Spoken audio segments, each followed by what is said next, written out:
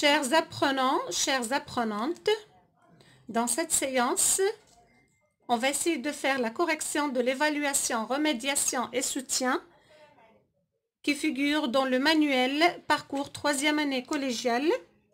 C'est de la page 146-147. Notre objectif, c'est reconnaître les étapes d'une nouvelle, utiliser les temps du récit dans une nouvelle, savoir utiliser les circonstanciels, rédiger le début d'une nouvelle. Avant qu'on commence la correction, un petit rappel s'avère utile pour vous, pour mieux connaître ce qu'on a déjà et se rappeler de ce qui est déjà fait dans cette séquence. Alors, premièrement, le rappel de la nouvelle. Qu'est-ce qu'une nouvelle? La nouvelle est un récit bref avec peu de personnages, le lieu et aussi le temps. Il peut être une nouvelle réaliste, une nouvelle policière et même une nouvelle fantastique. Pour la structure narrative, nous avons, première étape, c'est la situation initiale. Après l'élément modificateur ou l'élément qui est inattendu ou l'événement inattendu ou perturbateur, les péripéties ou la suite des actions, le dénouement ou la solution et la situation finale qui se termine surtout avec une chute. Pour les temps du récit, nous avons le passé simple et l'imparfait. Le passé simple, c'est un temps où on utilise dans une action qui est durative, une action durative suivie qui coupe une action longue. Donc, c'est une action qui est soudaine, qui coupe une action durative ou action ponctuelle. Elle est utilisée surtout après les indicateurs de temps quand, brusquement, soudain, tout à coup. Là aussi, le passé simple exprime une action qui est brève, limitée dans le temps. Je peux même utiliser le passé simple pour marquer des actions qui se succèdent, une après l'autre dans le passé. Pour l'imparfait, c'est le temps de l'habitude. C'est une action qui est itérative ou habituelle. Une action d'arrière-plan dans le récit, c'est-à-dire le décor de l'histoire. Et aussi, c'est le temps de la description. Un autre temps qui s'ajoute au passé simple et à l'imparfait, c'est le plus que parfait. Alors, le plus que parfait, ça exprime l'antériorité par rapport au passé simple ou à l'imparfait.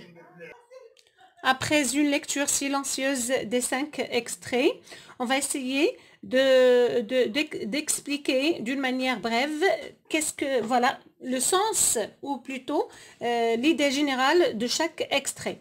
Dans l'extrait numéro 1, alors là, c'est un discours qui est présenté par un animateur dans une série télévisée. L'extrait 2, alors là, on parle d'un personnage. C'est Tijani résumé. Dans l'extrait 3, c'est un extrait scientifique c'est un extrait scientifique qui évoque l'évolution des effets de serre, des gaz à effet de serre produits par les activités de l'homme. Dans l'extrait numéro 4, alors là, nous avons un début d'une situation, un début d'une nouvelle. On va essayer de voir quels sont les indices dans la correction. Et dans l'extrait numéro 5, nous avons ici l'élément perturbateur, c'est-à-dire une étape d'une nouvelle. On commence la correction. Alors, je lis la consigne. Parmi les extraits ci-dessous, indiquez ceux qui correspondent aux étapes suivantes d'une nouvelle. Aux étapes d'une nouvelle. Alors, une situation stable, c'est l'extrait numéro 4. C'est l'extrait numéro 4. Là, pour l'événement inattendu, c'est l'extrait numéro 5. Pourquoi dans l'extrait 4? Nous avons les indices. Premièrement, nous avons ici le temps. Un jour de septembre 1867. Donc, on indique ici le temps. Le personnage, 2 enfants. Une plage de Frémantle. Là, nous avons ici le lieu. Dans l'extrait 5, nous avons une action, l'emploi de l'imparfait, une action durative. Après, on a une action qui est soudaine, une action soudaine, une action ponctuelle avec l'emploi du passé simple. Donc, c'est l'élément perturbateur qui a perturbé, voilà, la situation ou l'événement dans la situation initiale. Donc, on va essayer de répondre, relever les indices qui le montrent. Donc, A, dans l'extrait numéro A, c'est-à-dire dans la situation stable, nous avons l'emploi de l'imparfait, le temps qui est limité, les personnages et la présentation du lieu. Pour la deuxième chose, donc B, c'est pour l'événement inattendu ou l'élément perturbateur. Nous avons le passé simple plus l'indicateur de temps soudain. L'indicateur de temps qui est soudain. Question 3. Quel est l'extrait qui présente le personnage? L'extrait qui présente le personnage, c'est l'extrait numéro 2 où on parlait de Tijani résumé, on fait la description. B, qu'est-ce qui est décrit dans cet extrait? Ce qui est décrit, c'est Tijani résumé, c'est un homme, c'était un élégant, c'est un élégant, c'est le premier qui a porté le pantalon pâte à l'éléphant, ainsi de suite. C, cette description est-elle valorisante, dévalorisante ou neutre? Donc, un rappel, qu'est-ce que la description valorisante? Donc, c'est une description qui est améliorative avec des adjectifs qui donnent plus de valeur à l'objet qui est décrit ou à la personne décrite. Dévalorisante, elle est défavorable. Neutre, c'est-à-dire aucun avis qui est donné sur l'objet à décrire. Donc, nous avons ici une description qui est valorisante. Question numéro 4. Et là, nous avons l'emploi des temps du récit, la consigne. Mettez les verbes entre parenthèses, soit au passé simple, soit à l'imparfait. On va voir ça. Alors, l'enfant, le verbe jouer devant sa maison. Quand soudain. Donc, nous avons ici une action qui est durative, qui va être coupée d'une action qui est ponctuelle ou une action soudaine après l'indicateur de temps soudain. Donc, on va utiliser ici l'imparfait et dans l'autre, on va utiliser le passé simple. Donc, jouer, c'est le verbe à l'imparfait. L'enfant, c'est le sujet. Jouer avec AI, AIT. Il entendit avec IIT. Il entendit. Un sifflement derrière lui. C'était un serpent. Donc, une description, c'était un serpent. B. Chaque dimanche, les enfants, donc chaque dimanche, donc nous avons l'indicateur de temps qui marque une action qui est itérative ou une action habituelle. Donc comme on a déjà vu dans le rappel, une action itérative, donc on l'emploie de l'imparfait.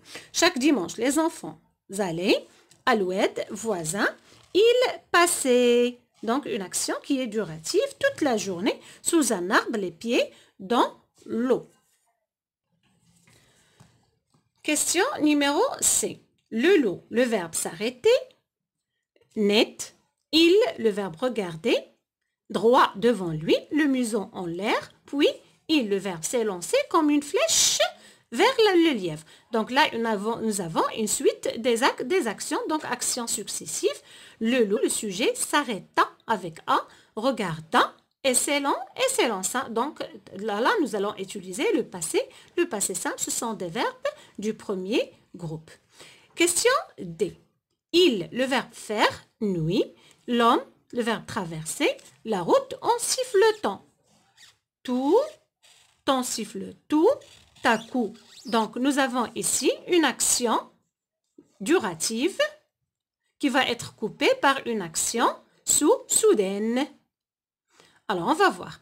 Il faisait la description, donc il faisait, j'écris il faisait, mais je prononce il faisait. Faites très attention. Il faisait nuit, l'homme traversait. Donc, action durative, une voiture qui roulait. Je fais toujours la description à toute vitesse, mais une action qui est ponctuée, c'est le verbe passer. Donc, passant, c'est le passé simple. On va utiliser ici le passé simple. C'est une action qui est ponctuée. À côté de lui. Passa à côté de lui.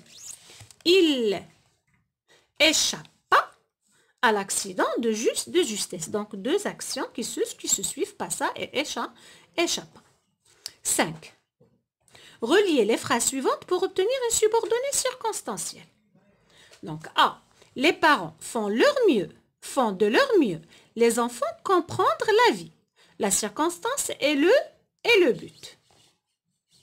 La circonstance est le but. Donc, la première des choses à observer et même à marquer, c'est que nous avons ici deux sujets différents. Donc, les parents, leurs enfants. Donc, je ne vais pas utiliser afin de plus infinitif ou pour de plus infinitif ou pour plus l'infinitif. Non, je vais utiliser afin que ou pour que. Donc, les parents font de leur mieux afin que leurs enfants comprennent la vie. Comprennent, c'est le verbe comprendre là au mode subjonctif. Donc, afin que, plus toujours le mode subjonctif, afin que, plus l'expression plus le sens ou la circonstance du but. B. Le mur de gauche mesure 1 mètre. Le mur de droite mesure 1 mètre 50 cm. C'est de la comparaison. La circonstance, elle est là. C'est la comparaison. Alors, le mur de droite mesure plus que le mur de gauche. Donc, on va essayer de faire le mur de gauche qui mesure moins. Donc, je vais commencer avec ça. Le mur de gauche mesure moins que le mur de droite. Donc, je vais écrire le mur de gauche mesure, le mur de gauche, c'est pas de droite ici, mais c'est de gauche, mesure moins que le mur de droite. Question C. Il a son passeport, il pourra voyager à l'étranger. Là, nous avons ici un indicateur de la circonstance, c'est là la cause. Pour la cause, nous avons ici une cause qui est connue par les deux interlocuteurs. Alors, je vais utiliser puisque. Donc, puisque plus la cause. Donc, la cause est là, la cause c'est qu'il a son passeport. Sans le passeport, il ne va pas voyager à l'étranger. Donc, puisqu'il a son passeport, puisque plus le mode indicatif, il a son passeport, il pourra voyager à l'étranger, ou je peux même dire, comme il a son passeport, il pourra voyager à l'étranger. Question numéro 6. Complétez les phrases suivantes pour obtenir des subordonnées circonstancielles.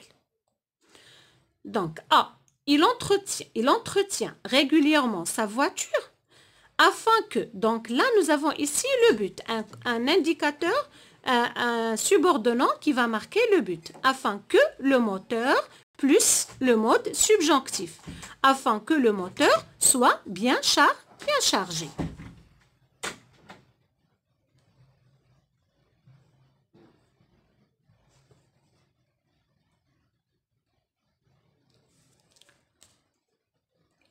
Elle pourra voter puisqu'elle a 18 ans. Donc, elle pourra voter la cause puisque elle a 18 ans. Le chauffeur ralentit. Pourquoi? Parce qu'il faisait une nuit, tout simplement parce qu'il ne voit pas bien, donc pendant la nuit, donc parce qu'il faisait nuit. Maintenant, 7. Indiquez un comportement que vous pouvez adopter pour respecter les valeurs suivantes. Nous avons ici plusieurs valeurs et à chaque fois, là c'est une question de communication. Donc après chaque valeur, on va essayer de voir le comportement qui va correspondre. Le respect de l'environnement. Qu'est-ce que je dois faire pour respecter mon environnement? Quel est mon comportement? Donc, le comportement, après avoir étudié tout ce qui est en relation avec l'environnement, et vous aviez déjà plusieurs choses à dire à ce sujet-là. Donc là, j'utilise les énergies renouvelables, mieux que les énergies fossiles. J'évite toutes les formes de pollution qui peuvent provoquer la pollution de notre planète Terre ou de notre globe. Le respect du vivre ensemble. Donc, vivre ensemble, donc qu'est-ce que je dois faire? Je dois respecter la vie des autres. Je respecte la vie des autres ou accepter l'autrui comme il est. Je respecte, j'accepte l'autrui tel qu'il est ou comme il est. L'entraide. Donc, qu'est-ce que je dois faire devant cette valeur-là? Je dois aider les gens. Donc, je dois aider les gens. Donc, qu'est-ce que je dois faire? Quel est mon comportement qui correspond à cette valeur-là, à cette valeur? Je dois aider les démunis. D'accord? Je dois aider les démunis, ou les SDF, comme on a fait dans le cours, c'est-à-dire les sans domicile fixe. La tolérance. Pour la valeur de la tolérance. Donc, je dois supporter l'autre malgré nos différences. C'est soit la différence de couleur, soit la différence de religion, soit de la langue. Là, je dois supporter l'autre malgré nos différences. L'honnêteté. L'honnêteté, donc, personne honnête, donc je ne dois pas mentir. Donc, je ne mens pas et je ne divulgue pas les secrets pour que je sois honnête. Donc, la phrase que je vais écrire, je ne mens pas et je ne divulgue pas les secrets. Question 8. C'est une question à propos d'une rédaction. Alors, rédiger à partir du synopsis, c'est-à-dire le résumé suivant, le début d'une nouvelle en 6 à 7 lignes. Là, c'est une initiation pour améliorer votre manière d'écriture. Donc, l'étape de la nouvelle, nous avons une situation qui est stable. Donc, dans un bel endroit, une famille en train de passer des vacances agréables. L'événement inattendu, de grands bruits derrière, un rocher et inquiétude des enfants. Donc là, dans la situation stable, je dois utiliser, comme je l'ai dit, alors l'imparfait. Je présente le temps, le lieu, les personnages. Alors, et là, je peux même insérer des passages descriptifs. Pour l'événement inattendu, j'utilise un indicateur de temps qui marque une action qui va se produire d'une manière soudaine. J'utilise le passé simple de l'indicatif.